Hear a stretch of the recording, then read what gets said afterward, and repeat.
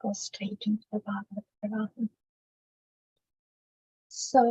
So far, we have heard Bhagavatam, the whole Bhagavatam, overview of Bhagavatam, and then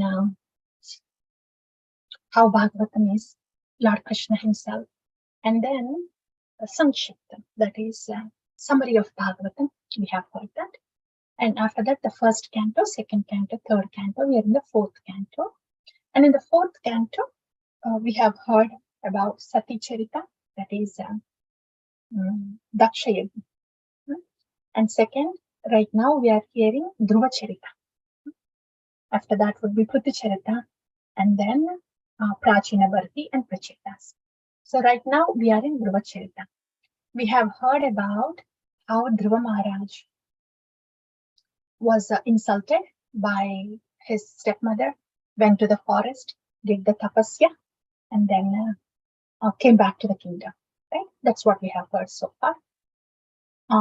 And a connecting piece is after Dhruva Maharaj had darshan of Lord Vishnu, then after Lord Vishnu's conch shell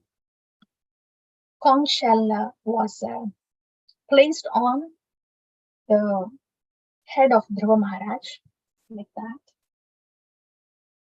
Then the internal energy descended into Dhruva Maharaj. So that's why he gave the glorification. He was praising the Lord. Yom anta pravishya mama vacham imam prasuptam sanjeevayati avyaya. So that way, Dhruva Maharaj was infused with the internal energy, and as a result of that, he had this realization. What realization was that?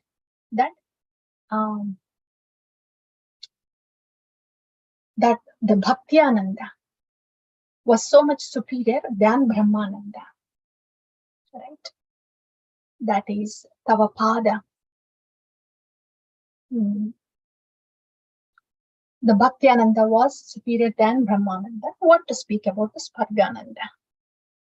So that was the realization. And then the immediate shloka was, where is this Bhakti-ananda coming from? That's when he was asking Bhagavan to give the devotees association of Mahatam Amalatmanam, the pure devotee association. What happens in the pure devotee association? He was saying,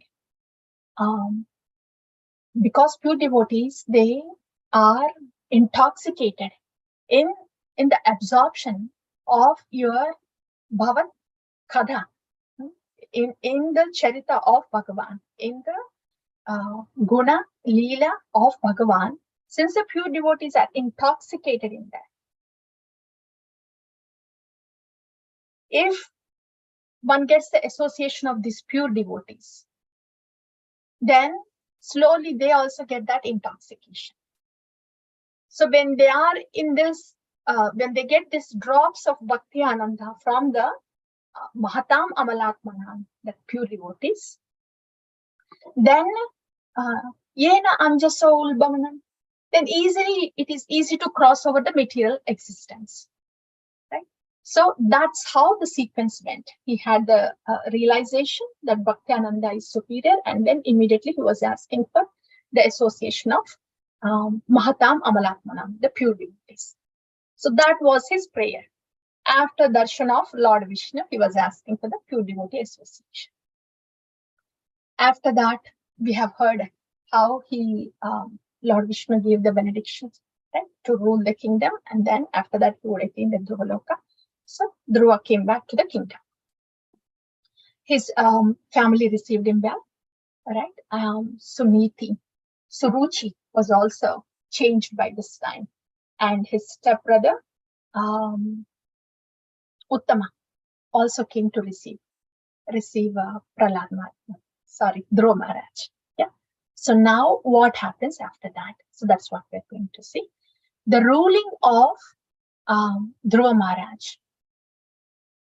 How did he rule, and how did he go back to the spiritual realm. Dhruva Loka is also considered a spiritual, transcendental, because Lord Vishnu resides there, and there is no destruction for Dhruva Loka. So that is also considered spiritual planet. So we want to hear how Dhruva Maharaj ruled the kingdom and went to the Dhruva Loka. This right now, whatever we are going to hear is, you will see how much closely it is related to our bhakti journey. Remember Narada Charita, we have heard Narada Charita. We could relate to that more in our bhakti journey. Dhruva Charita is also like that. So this is this we can relate to even more, because it will tell us more about the Anartha Nivritti. So today's topic will be on that, about the rest of the Dhruva Charita. How did he rule? What did he face while ruling? Why did he face so? And what did he do? So let's go to that now.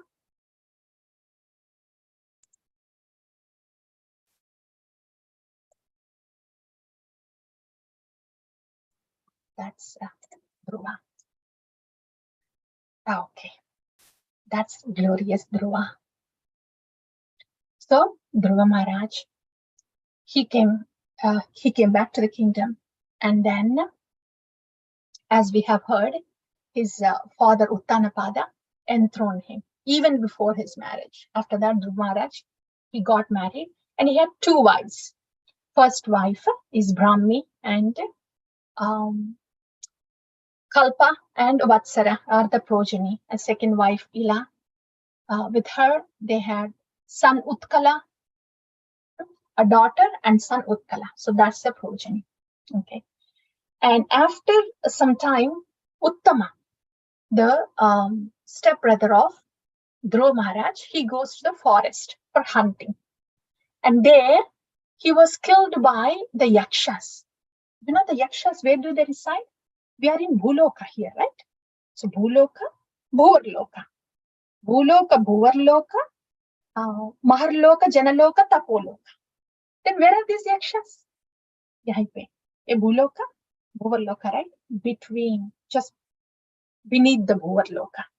This is the place, there is a place called Antariksha, after the ozone layer. That is the place of Antariksha. The Bhutas, Bhuta, Preta, Yaksha, Kinnara, Kimpurusha, all of them, they reside here.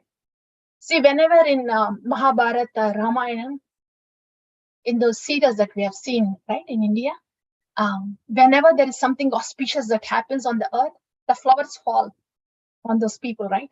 Upar se. Where are they coming from? The Kinnara, Kimpurusha, all of them, they are residing there at this level. So they shower the flowers like that. So the Yakshas are there. So these Yakshas, they killed Uttama, son of the brother of Dhruva Maharaj. So Dhruva, when he heard this news, he was very furious. He was very angry. He wanted to go attack Yakshas. He goes to Yakshaloka. Yeah, and there he goes to the Yakshaloka, and then he blows the conch shell as the start of the war, inviting for the war. Then, of course, the conch shell was blown, and all the wives of the Yakshas, they were frightened. It just indicates when the conch shells are blown by these warriors, it kind of almost indicates that they will be victorious. And that's why the wives were frightened that they were going to lose the husbands. So Dhruva blew the conch shell, and he was shooting 3 arrows at a time. Yakshas, they saw Dhruva. They thought, oh, Dhruva Maharaj is a good fight for us. Let's go ahead, wage war against him. And then Yakshas also, they started shooting 6 arrows. So double the arrows that Dhruva Maharaj was shooting against. So it is said that 130,000 Yaksha soldiers times 6 arrows for 1 arrow of Dhruva Maharaj, which is going 3 times. If we do that that is happening for every few seconds. So in this way, those arrows surrounded Dhruva Maharaj.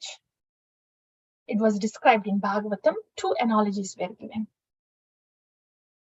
One analogy is that there were clouds of arrows around the sun, Dhruva Maharaj. That was one analogy. And the other analogy was showers of rain on the mountain, like Dhruva Maharaj. So that was immense. That shower of arrows was huge for one person, that is Dhruva Maharaj. So it looked like the sun was covered by the clouds, like that. In that way, Dhruva Maharaj was covered by the clouds of arrows. It looked like something was gonna happen to him. That's how it looked. Yeah. But what happened? Dhruva Maharaj, he could fight. He could fight back, and he killed all the Yaksha soldiers. The whole battlefield was filled with cut body, limbs, and ornaments of the Yaksha soldiers. Okay. And all of a sudden, after that fierce battle, everything was quiet again. As if nothing happened, as if there was no war, everything was quiet again. Of course, there were cut body, limbs, and parts around. So Dhruva Maharaj, he did not think, okay, now everything seemed to be quiet. I guess I have won the war. Let me go check out and see what this Yakshaloka is. He didn't go into that mode. Dhruva Maharaj was still alert.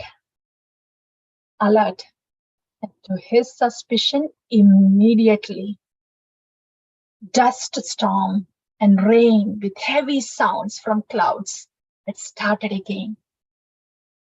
So with that heavy sounds from the cloud, fearful, dust storm, not just those two, but mystic mountains in the sky, as if the mountains are falling upon him.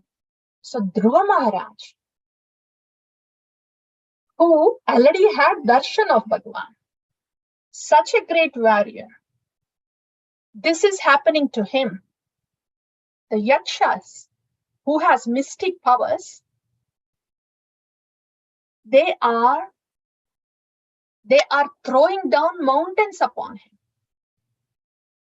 And the sound is all fearful. Yeah. And they're throwing deadly animals. And the ocean was engulfing Dhruva Maharaj. So such horrific scenes around. The snakes and animals, fierce animals, their dead bodies, and the mountains are falling on him, and the ocean is engulfing him. All these, Dhruva Maharaj is experiencing all this. This is just like he's not just seeing, it's not like he's watching a movie going on the screen and he's sitting in the chair, isn't he? So it was happening to him, Dhruva Maharaj. Dhruva Maharaj did not know what to do. Can we believe? Dhruva Maharaj, who had darshan of Bhagavan, with these mystic powers of Yakshas, when these things are happening to him, and again, these are illusory. It means they were not real. But still he was experiencing it. Illusory means it's not there, but we are experiencing it. So like that, when Duryodhana walked into the Mayasabha, in there, it was an illusory, that construction was by Maya Danava, and the architect was mystic there. So he thought there was a puddle of water when he entered the Mayasabha.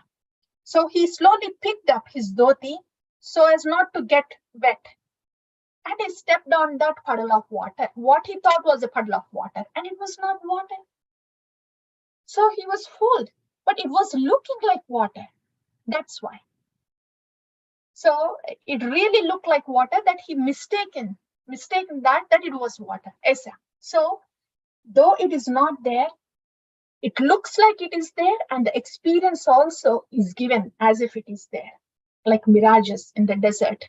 The water is not there, but it looks like there is water, as if we are going through the water. That is illusory. So like that, Dhruva Maharaj was experiencing this, as if the mountains are falling like that. He did not know what to do. He is the same Dhruva who did fierce tapasya and within 5 months had darshan of Bhagavan. And with the mystic powers of yakshas, he did not know what to do. Then the sages, they sensed this. They understood that Dhruva Maharaj is now getting disturbed. So sages came there and they offered prayers for Dhruva's protection. So they prayed for Dhruva Maharaj, and also they have instructed Dhruva Maharaj that the next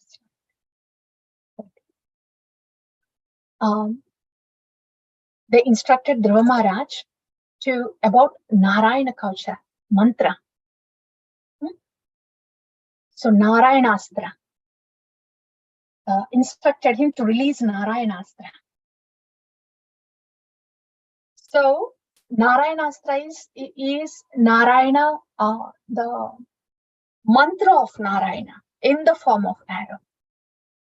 That Narayanastra, that vanquished all the illusions that Dhruva was experiencing. And after that, Dhruva picked up. After this instruction, after the prayers by sages, and after instructions by the sages, after he followed the instruction of the sages to use Narayana Astra, then the illusion was combated and vanquished. And then Dhruva Maharaj, he fought back fiercely, and then he started killing all the yakshas. Okay. He was killing them so much,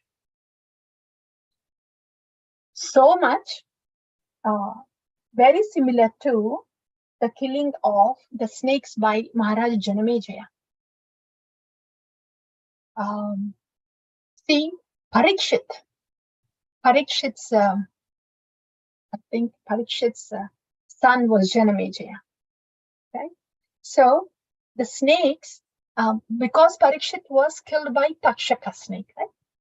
So that's why Janamejaya wanted to destroy the whole species of snakes.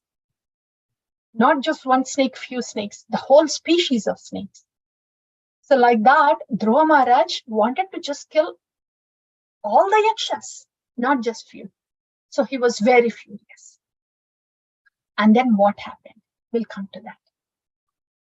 But up until now, you see, Dhruva Maharaj, in the previous slide, here, Dhruva Maharaj, when he released the arrows, 3 at a time, the 6 arrows came back from each yaksha. For 3 arrows, 6 came back. So he was filled with the cloud of arrows. This is what Anartha Nivritti stage is for us. The description was given that the arrows were like clouds covering the sun. And arrows were like thunderous rain falling upon the mountain, as if the rain was so thunderous and fierce, as if it's going to shake up the mountain and move the mountain. Anartha Nivritti, when we start the bhakti journey, Anartha Nivritti can be really overwhelming. Really overwhelming. So much so that like this, the arrows, the clouds of arrows or rains of arrows. Then what do we do? What did Dhruva do?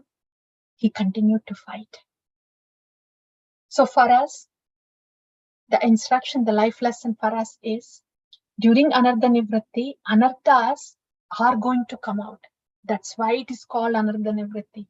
There is no bhakti journey without Anartha Nivritti. Bhakti means detoxification. We have this toxin called Maya, the material way of thinking. Ahammameti, toxin hai na? Yeah. So detoxification has to happen. Right? When the alcoholics, when they drink a lot, but then when detoxification happens, they're going to withdraw. Like that. So whatever toxins that we have, they will come out. And that is why there is a stage called Anartha Nivritti in the beginning. So knowing that this Anartha Nivritti stage will be there and it can be challenging. So knowing that first, the Shastra, that such a stage will be there in the beginning and it is not going to be so rosy. Yeah. Then next thing is, okay, that stage will be there. Then what do I do? Utsaha Nischayat Dhairyat.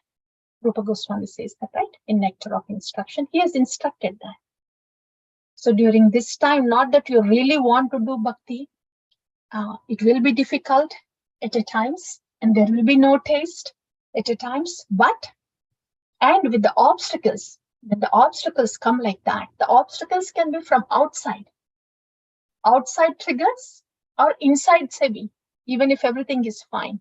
So much of conditioning that we have had within, the sadness, the anger, the envy, the intolerance, all of this, they come from within. These are all the toxins, anarthas, that come in our way. Between us and Krishna, they come in our way. They come out. Yeah. So when they come out, then patience. Utsaha Nischaya Dhairyat. Patience. Patience, knowing that this will come out. Not getting very restless, not getting frustrated, not getting discouraged. Patience. Patience with us. Being patient to ourselves. See, I am not perfect. Yes, these are coming up. I will be patient. Patience.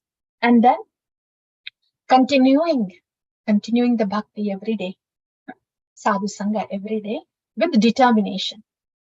Instead of just falling and collapsing and thinking, no, I can't do this, like that.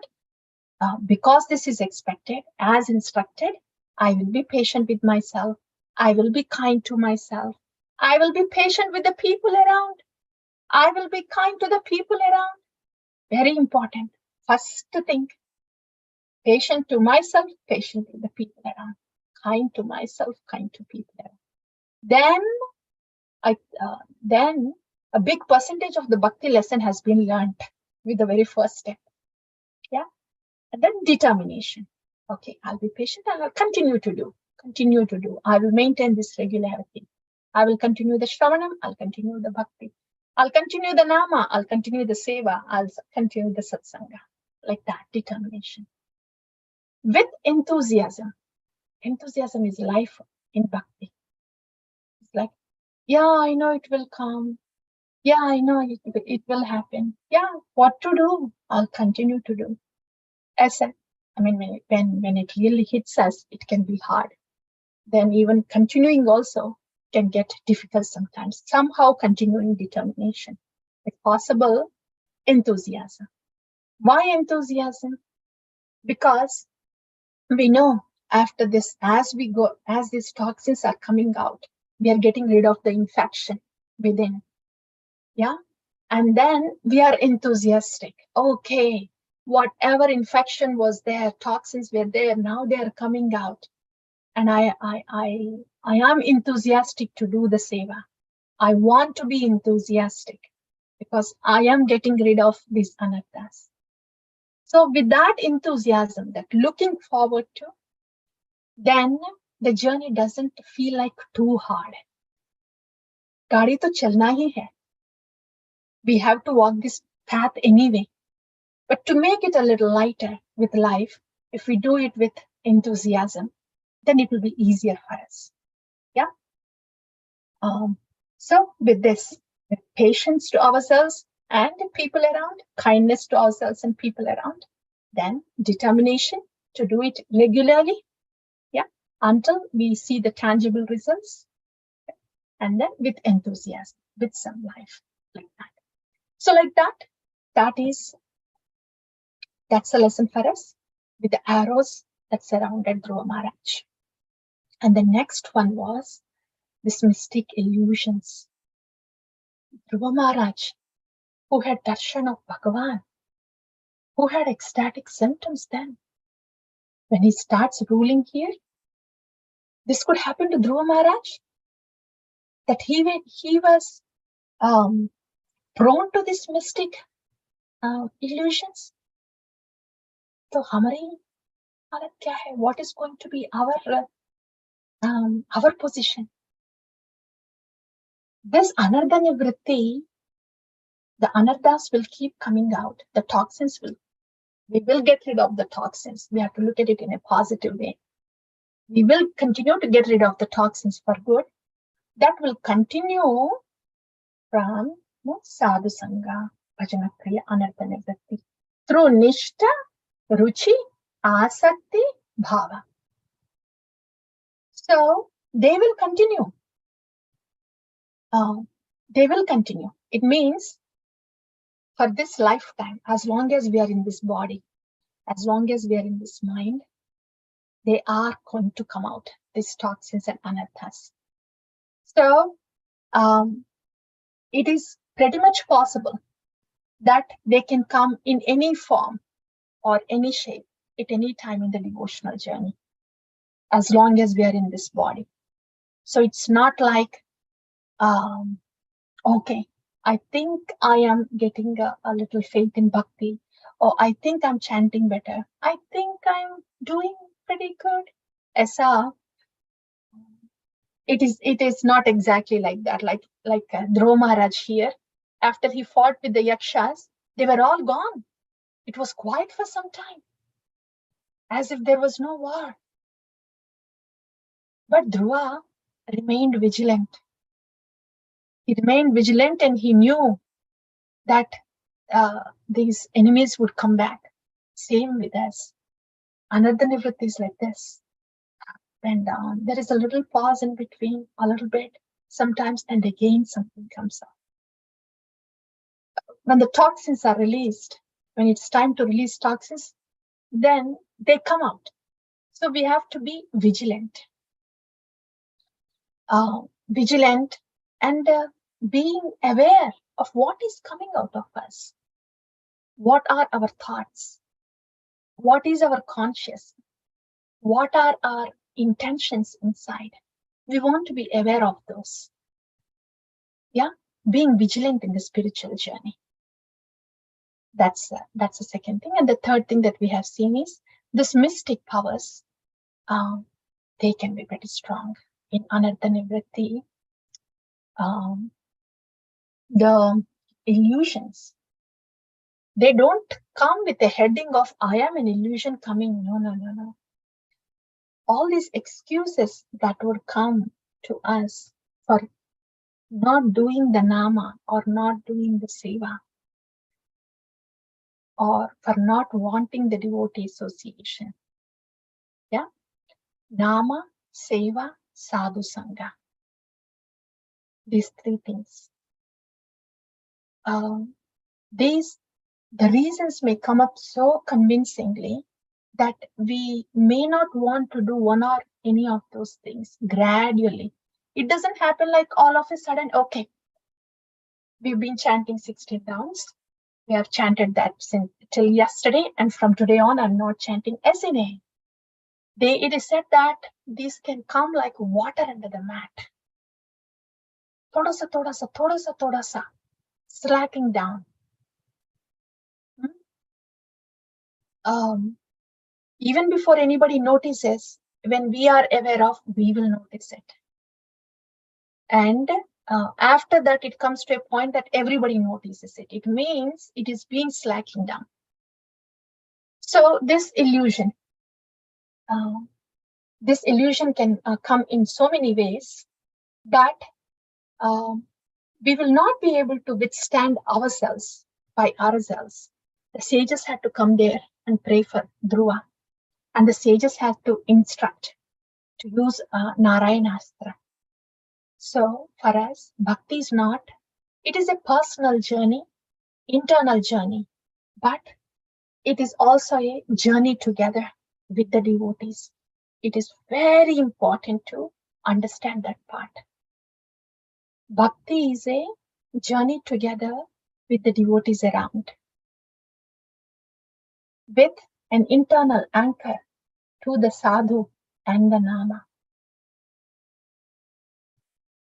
So if there is no devotee association around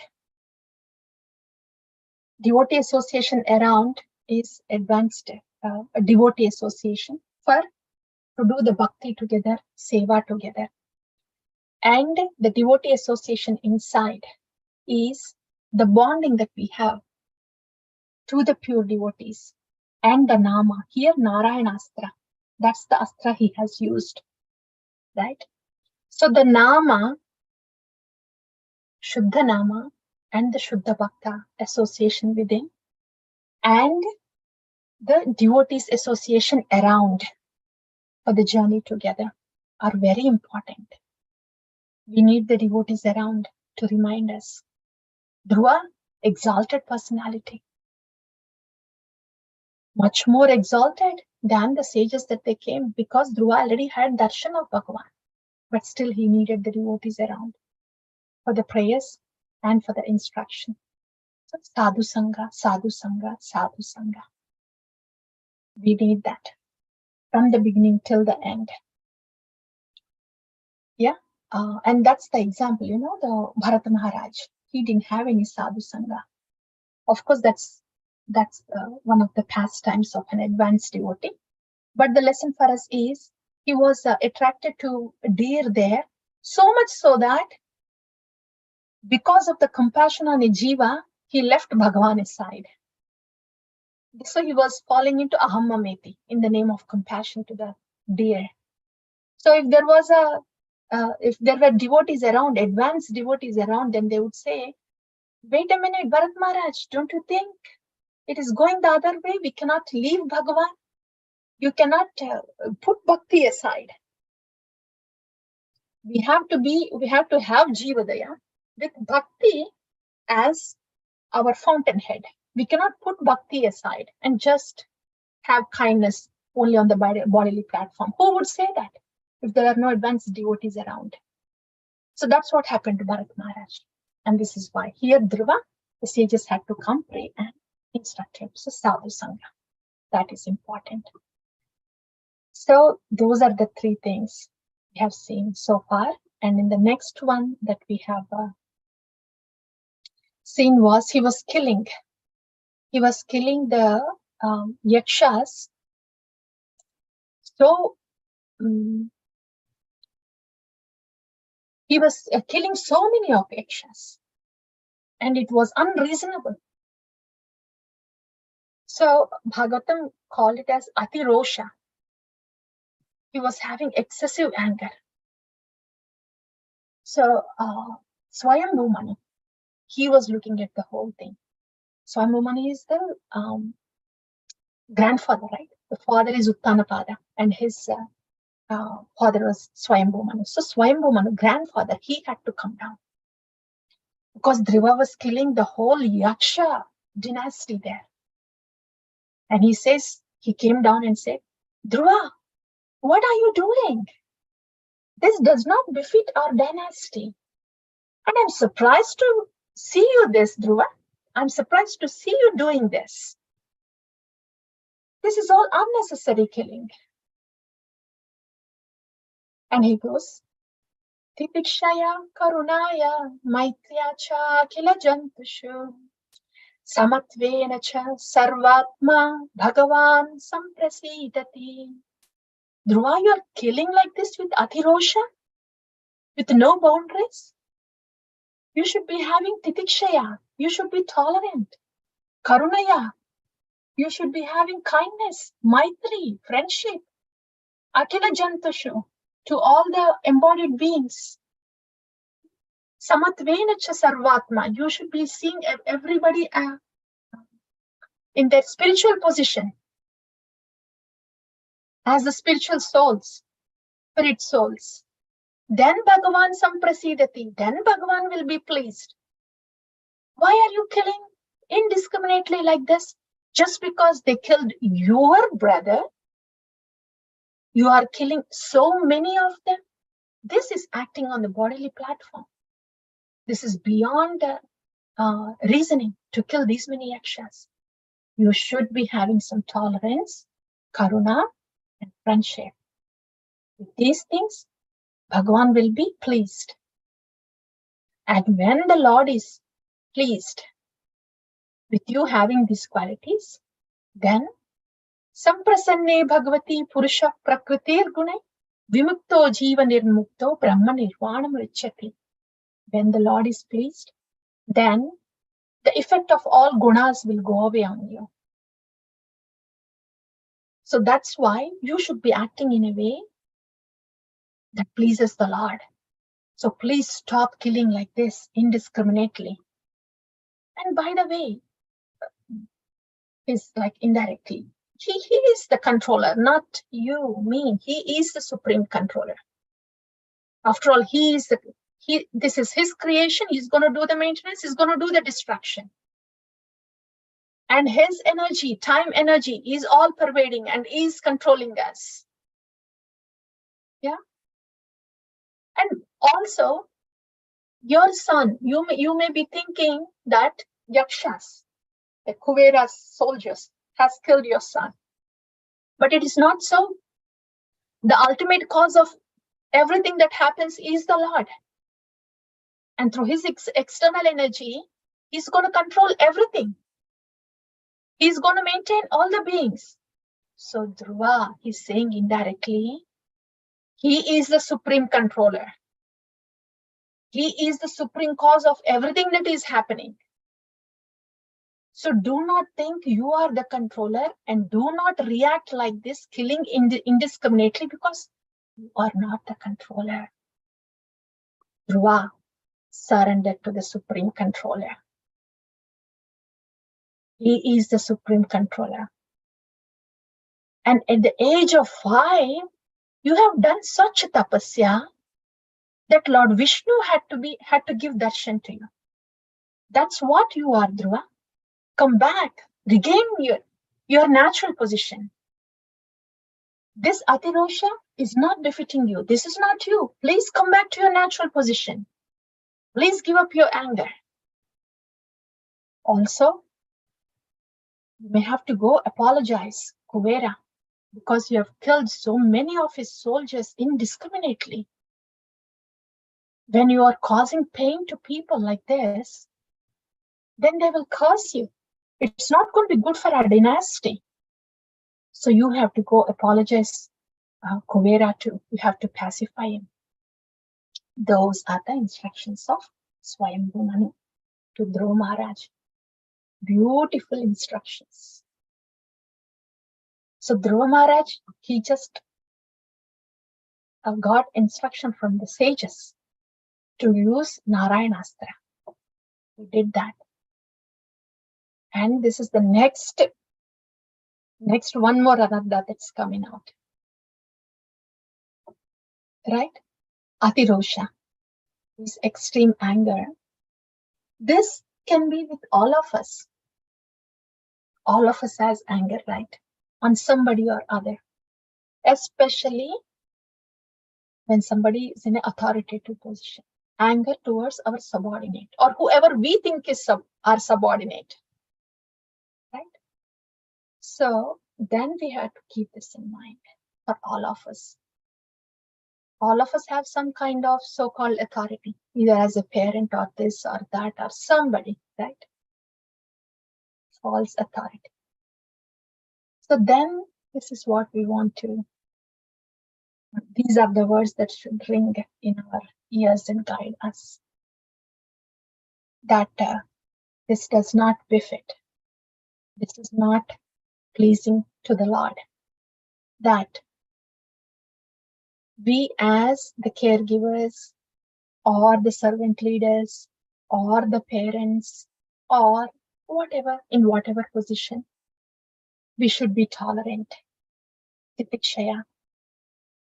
We should be kind, Maitri, be friendly to all living entities. And in one word, if we have to put together, by this time you know, this is Jivadaya.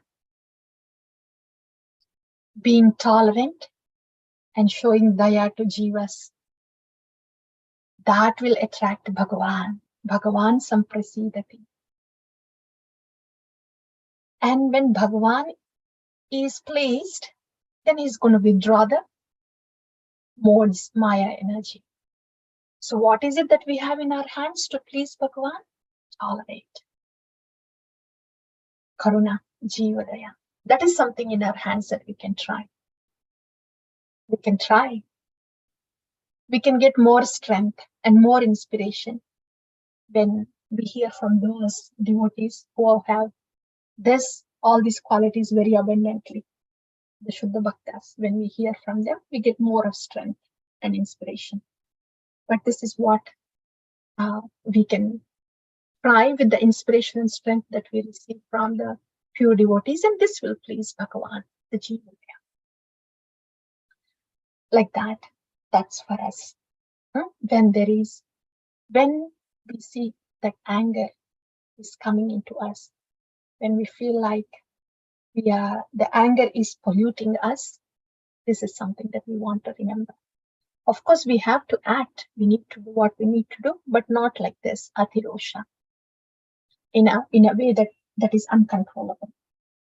Yeah? So that's what Swayambhu Manu says regarding how he has to have tolerance, how we have to have tolerance, and be kind to the people around.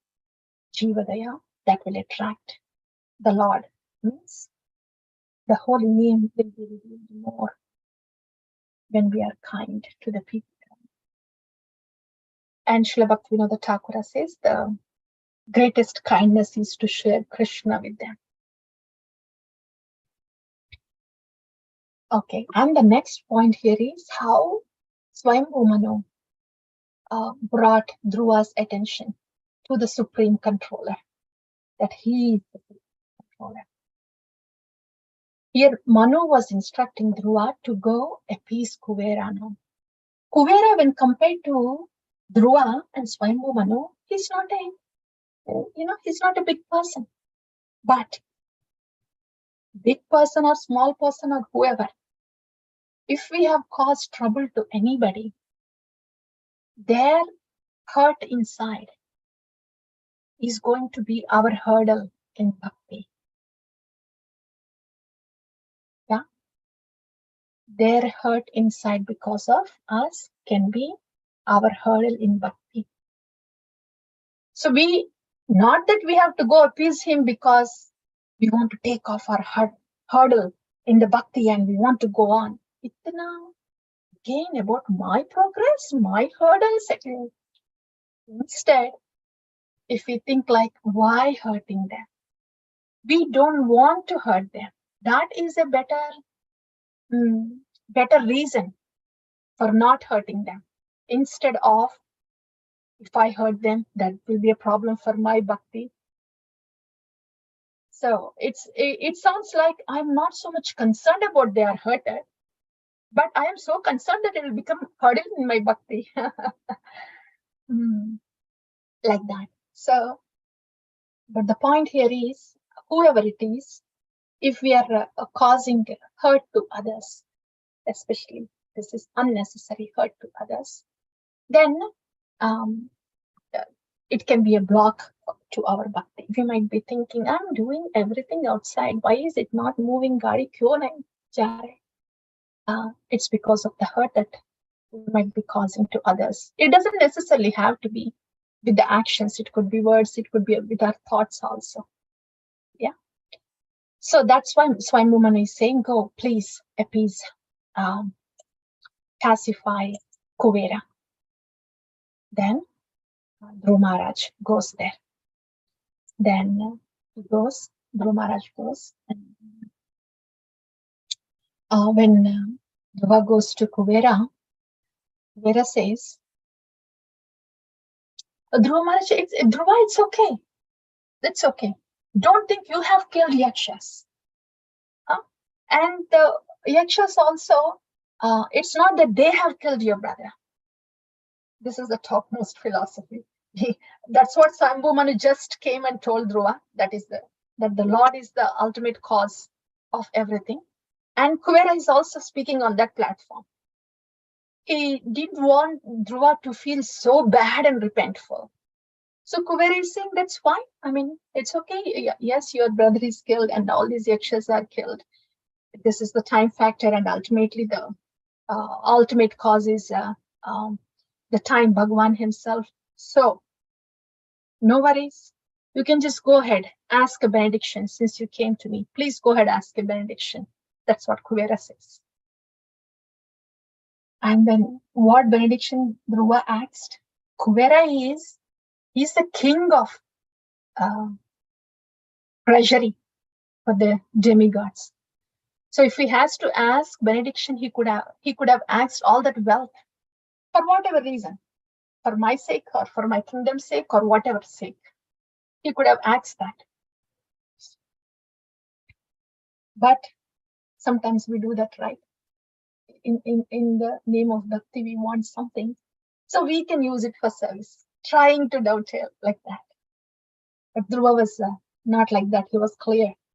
He didn't ask for any wealth. He just asked one benediction. Kindly give me benediction that I can always remember Krishna, always remember the Lord. That's what Dhruva asked for. And we will be wondering, what? Dhruva, who already had darshan of Bhagavan, Kuvera, who is just a demigod, a treasurer, stuck in the material world, Dhruva is asking Kuvera, right? Again, the same principle here. Two things here. If we see, dear devotees, Dhruva is very clearly an advanced devotee, and he's predicted to go to Dhruvaloka. Such is his exalted position. Kuvera is just a demigod in front of Dhruva, right? But look at Kuvera's words. He was saying, all this killing, Yaksha killing or your brother killing, whoever it is, it's because of the time, and Bhagavan is the ultimate. So he's acknowledging that the Lord is the supreme controller. And he's giving that remembrance to Dhruva, that Lord is the supreme controller and we have to surrender to him. So, seemingly Kuvera may be in a lower position, like a demigod. But the words that he was saying, those are words of Sharanagati to Bhagavan. Reminding him of how the Lord is the supreme controller. This is why Dhruva was asking, yes, exactly, yes, that's the kind of remembrance I want. Then Kuvera was saying that's what Dhruva wanted. That's the kind of remembrance I want, that he is the supreme controller, enjoyer. He is the supreme controller and I have to submit to him. I am Dasa of the supreme controller. That's the remembrance I want. So that's what Dhruva was asking that benediction from Kuvera. Though seemingly he is in a lower position as a demigod.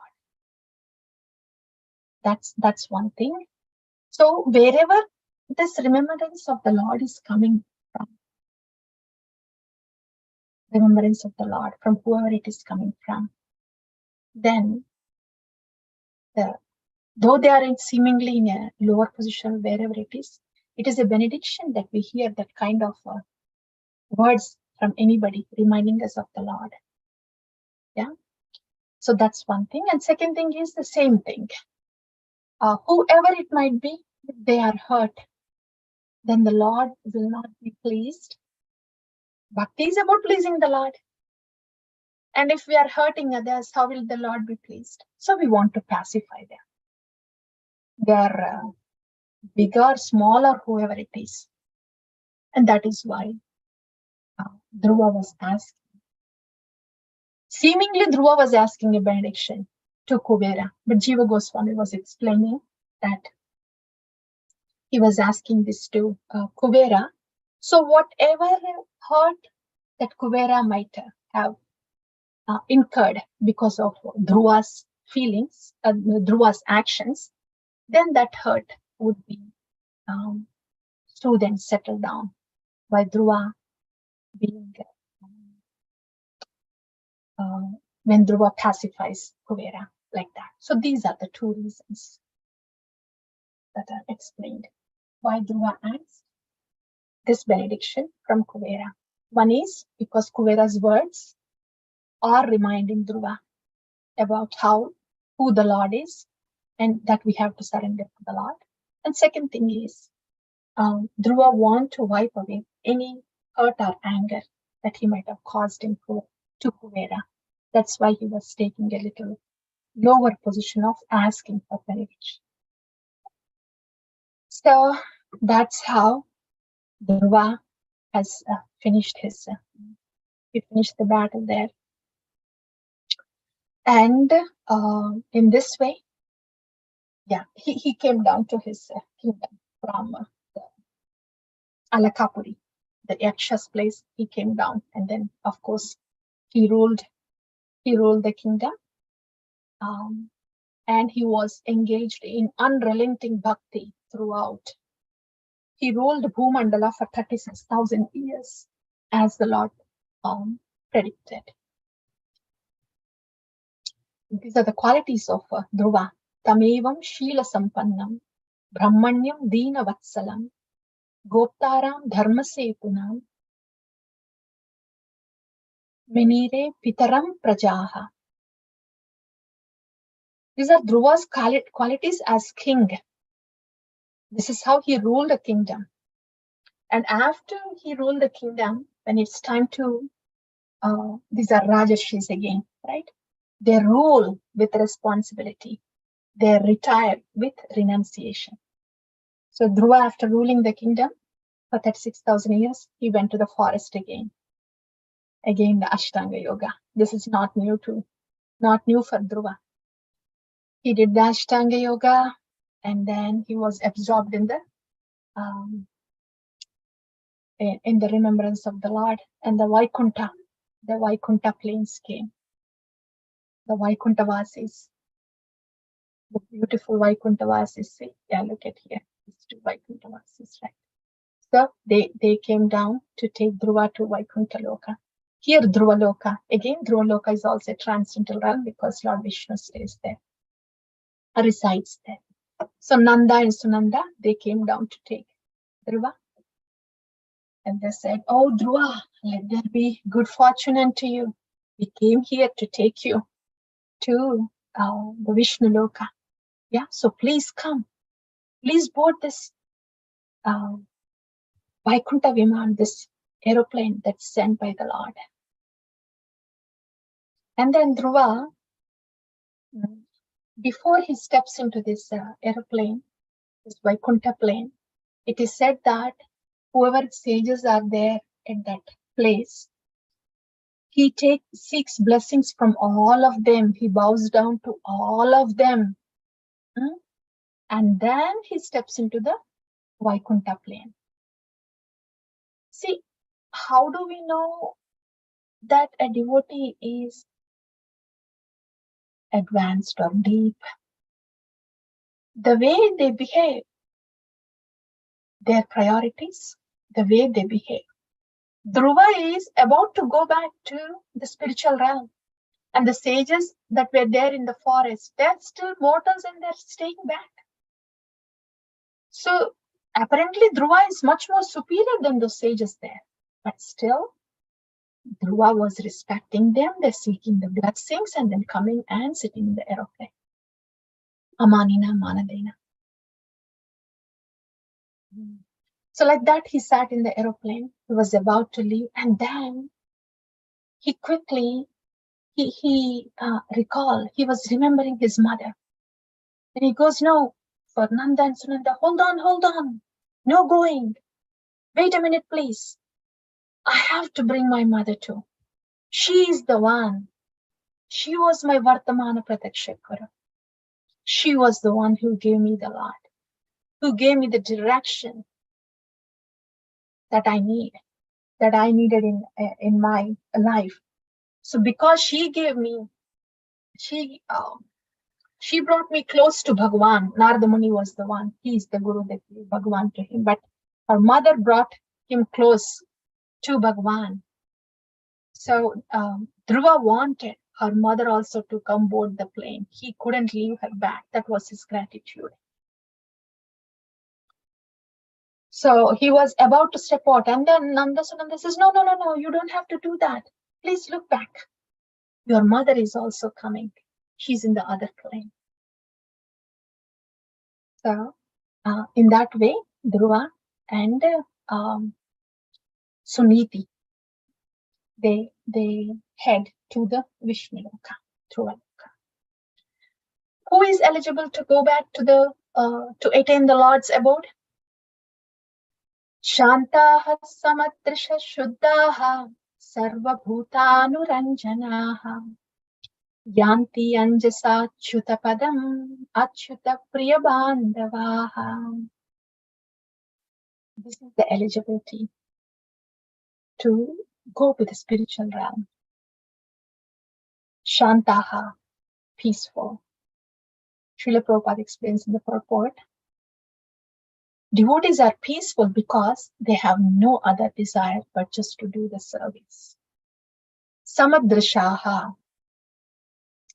Samadrisha is equiposed. And Prabhupada says, equiposed because he looks at everybody as part and parcels of the Lord. Shuddhaha. Devotees are pure because they are always chanting the holy name of the Lord. These are the explanations of Srila Prabhupada in the purport. Sarva bhutanuranjanaha. They are, they have all these qualities that are pleasing to everybody because they always please the Lord. Yanti anjasa achyuta padam.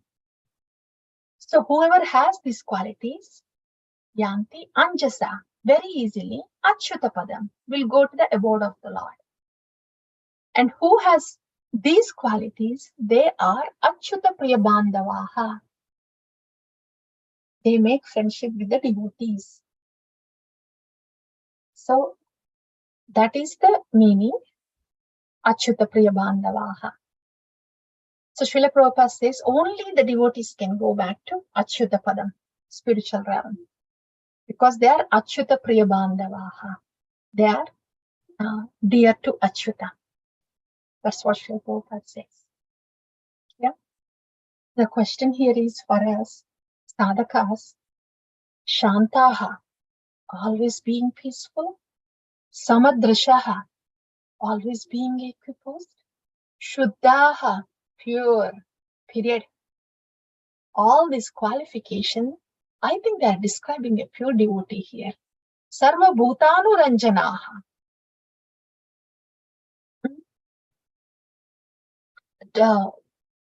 They're pleasing to Sarva Bhutana, all the living entities too. So these seem to be the definition.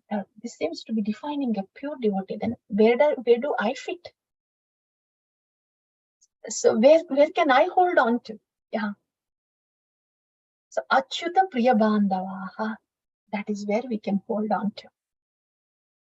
Yanti Anjasa Achyuta Padam. It's easy to go to Achyuta Padam, spiritual realm, if we have Achyuta Priya Bandavaha. Whoever is Priya to Achyuta. Sadhavo Hrudayam Mahyam Sadhuna Hrudayam Tuham. Lord Narayana says, right? Regarding Ambarish Maharaj, when Durvasmani goes there, the pure devotees, they reside in my heart and I reside in their heart. So if we have Achyuta Priya Bandavaha, if we have bandham, if we have bonding with Achyuta Priya Jana, the pure devotees of the Lord, then there is some hope for us to be Shantaha, Samadrashaha, Shuddhaha, Sarvabhutanuranjanaha. Because they have all these qualities, as we hear from this Achyuta Priya Bandavaha, as we bond with them, Bandavaha, bond with Achyuta Priya Jana, then because they're all filled with these qualities, pure devotees, so with the instructions they give, with the faith they have, with the taste they have, as we follow in their footsteps, with the devotee sangha around, then slowly we also can be Shantaha, Samadrashaha, Shuddhaha, Sarvabhutanuranjanaha.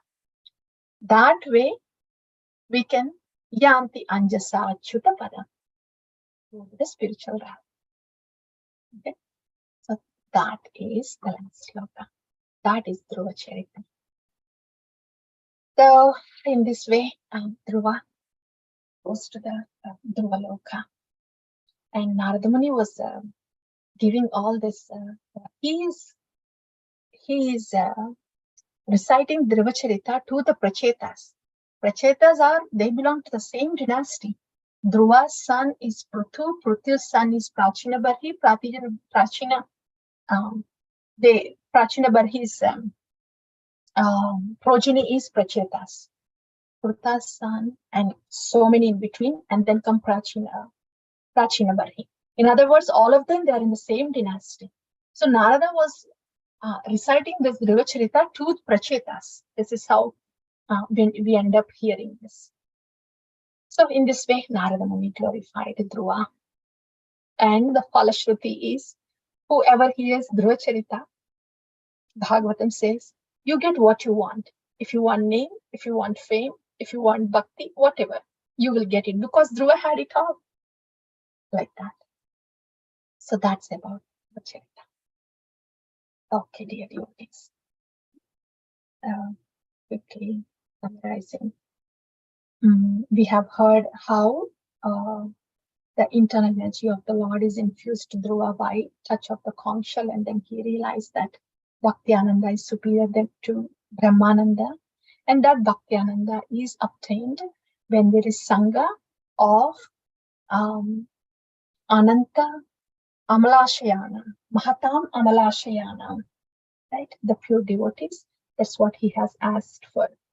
Dhruva Maharaj, then he was given benediction, and Dhruva started ruling, and that's what we have discussed today. The first one was the mountain of arrows, or the cloud of arrows. That's when we want to hold on to that.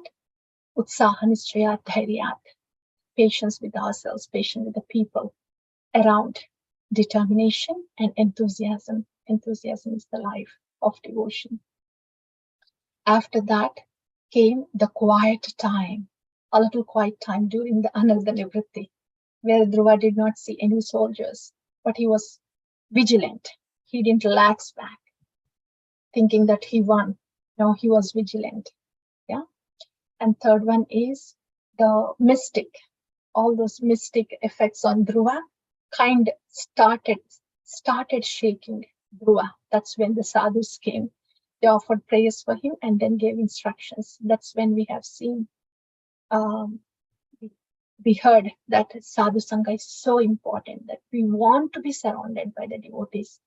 Devotees around are our protection. Yeah. Sincere devotee sangha outside and internal anchoring to the Shuddha Bhaktas inside. Yeah. Sadhu sangha, sadhu sangha, sadhu sangha all the time. Internal sadhu sangha, external sadhu sangha. And Narayanastra, that is Nama, Mahatmya, right? So only these things can dispel the mystic illusion. The Nama and Sadhu Sangha that we have heard. And after that, Atirosha, the anger.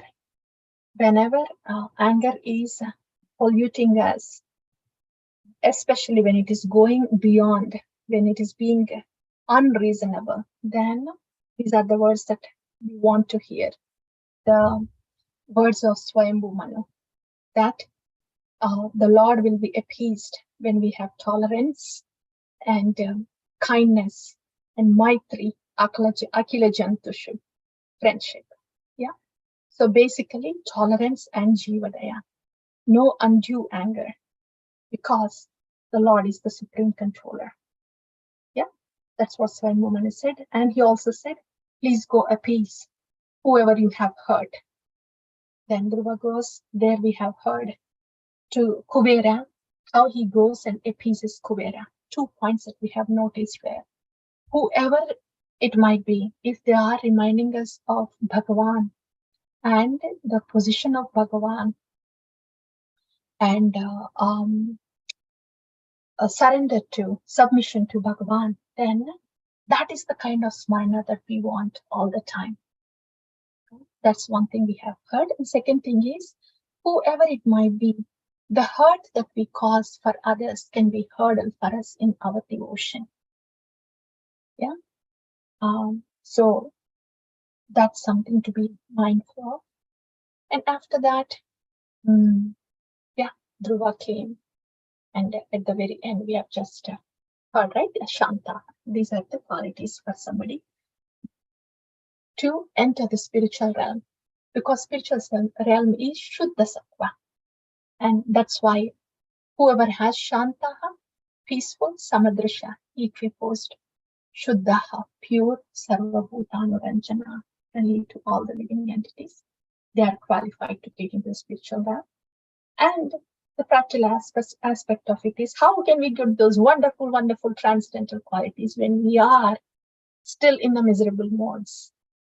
Then Achyuta Priyabandavaha, they're always there for us. So we hear from the Shuddha Bhaktas, take the instructions and follow the instructions, live those instructions. As we try to live those instructions, all these qualities will come. Shanta, Samadrisha, Shuddha, Sarvabhutana, Ranjana. In this way, they take us back home.